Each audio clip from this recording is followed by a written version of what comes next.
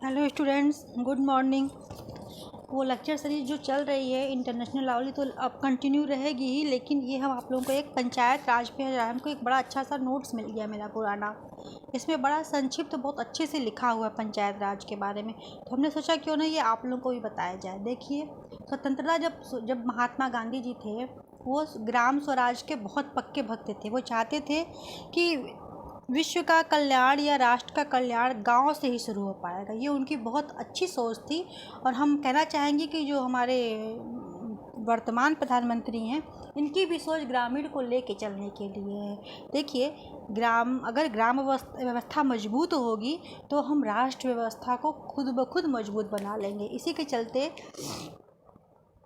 Article 14 में, constitution में इसको शामिल किया गया।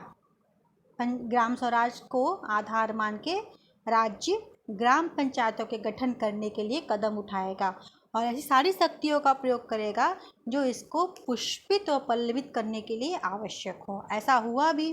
भाग 3 के मौलिक अधिकार में तो नहीं शामिल किया गया, लेकिन भाग 4 में इसे directive principle of state policy में बनाया गया और इसको लोकल सेल्फ गवर्नमेंट की पदवी दी गई।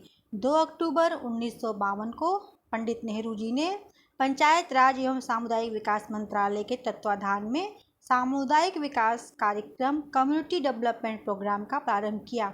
इस कार्यक्रम के अधीन विकास खंड को इकाइयां मानकर ब्लॉक में विकास हेतु सरकारी कर्मचारियों के साथ सामान्य जनता को विकास की प्रक्रिया से जोड़ने का प्रयास किया गया, लेकिन जनता को अधिकार न दिए जाने के कारण यह कार्यक्रम असफल रहा। 2 अक्टूबर 1953 को फिर राष्ट्रीय प्रसार सेवा कार्यक्रम प्रारंभ किया गया, किंतु वो भी असफल रहा। फिर क्या हुआ, कैसे कैसे इसका स्टार्टिंग हुआ, आप सुनिए। फिर various committees related to panchayat, इसके लिए बहुत सारी कमेटियां बनी। सबसे पहले बलवंत राय मेहता समिति बनी 1957 में, जिसने सामुदायिक विकास कार्यक्रम की विफलता के बाद बलवंत राय मेहता समिति बनाई गई।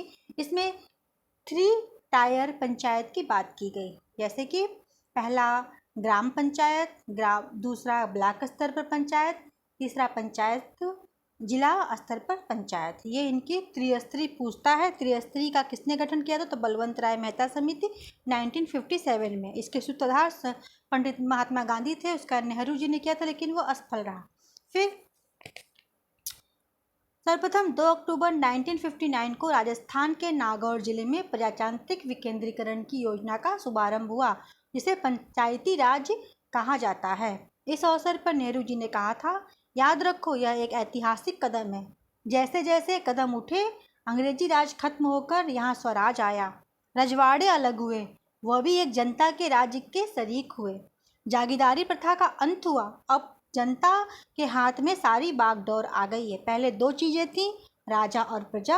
अब वो दो चीज़ें नहीं रह गई, क्योंकि राजा भी प्रजा हो गया और प्रजा राजा हो गई। आज से पंचायती राज की शुरुआत हो गई। ये उन्होंने कोटेशन बताया था। उसके बाद पंचायती राज मंत्री नाथूराम मिर्धा भी नागौर से संबंधित थे। उसके बाद अशोक मेहता समिति आई, जिसने बलवंत राय मेहता समिति के कमियों को दूर करने की कोशिश की। और इनकी सिफारिशें थीं कि पंचायत 2 स्तर पर गठित हो, जिला और मंडल स्तर पर। दूसरा, ग्राम स्तर पर ग्राम पंचायतों का गठन न किया जाए, मंडल पंचायत हो। इस तरह इनकी सिफारिशें आई। फिर इनके बाद जे के वी राव समिति 1985 में आई, जिन्होंने ग्रामीण विकास एवं गरीबी उन्मूलन से संबंधित प्रशासनिक व्यवस्था पर अपना फोकस किया। इसको शॉर्ट फॉर्म में जे.के.वी. राय समिति जे.के.वी. कहते हैं।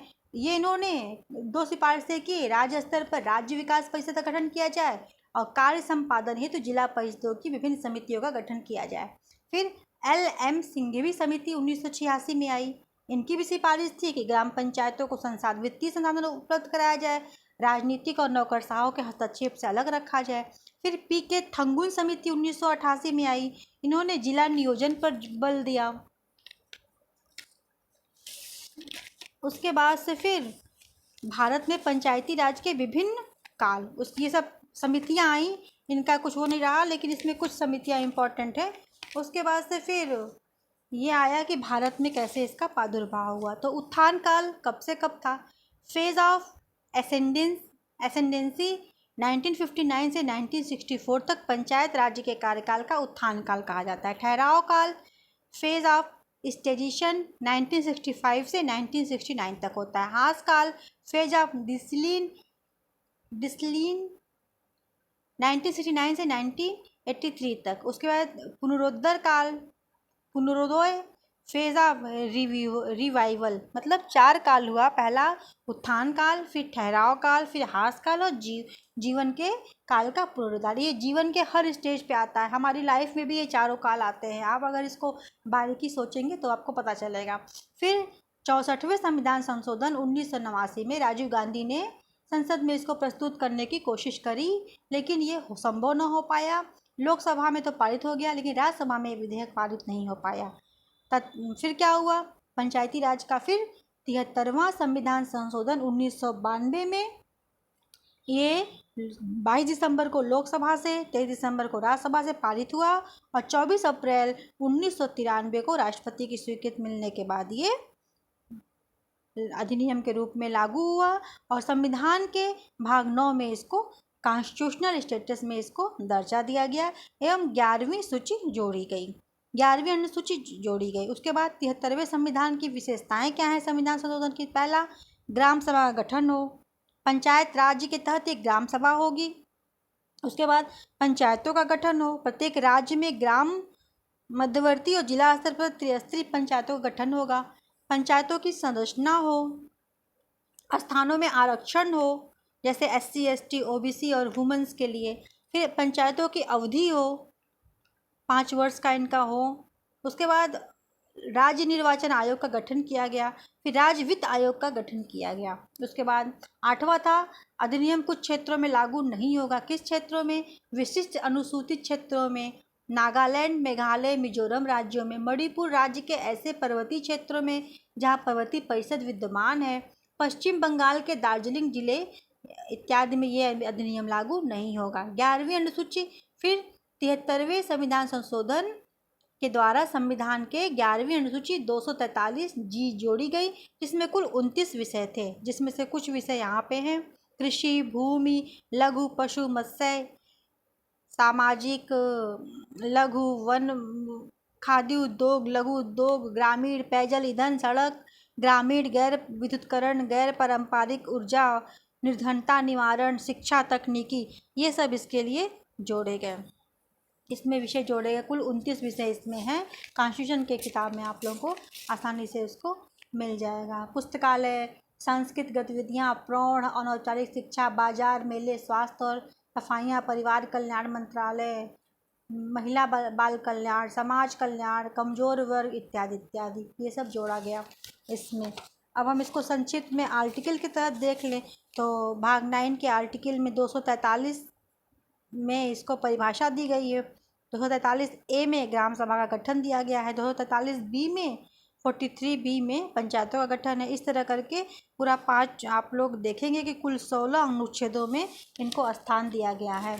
उसके बाद 73वां संविधान संशोधन अधिनियम 24 अप्रैल 1993 से लागू तो हो गया, बहुत आदिवासी बहुल अनुसूचित क्षेत्रों को इस संविधान की परिधि से बाहर रखा गया। लेकिन संविधान के अनुच्छेद 243 ई के तहत ई के खंड 4 के बी के अनुसार संसद कानून बनाकर इसे अनुसूचित क्षेत्रों तक अधिनियम लागू कर सकती है। संसद को पावर दिया गया है। उसके बाद ये बन गया और इससे द्वारा हम लोगों का ग्राम स्तर पे हम लोगों का विकास होने लगा। और आज आप देख ही रहे हैं कि शायद ही ऐसा कोई गांव होगा जहाँ पे विकास की लहर न पहुँची हो। ठीक है, आप लोग ऐसे इसको सुनते रहिए, जुड़े रहिए।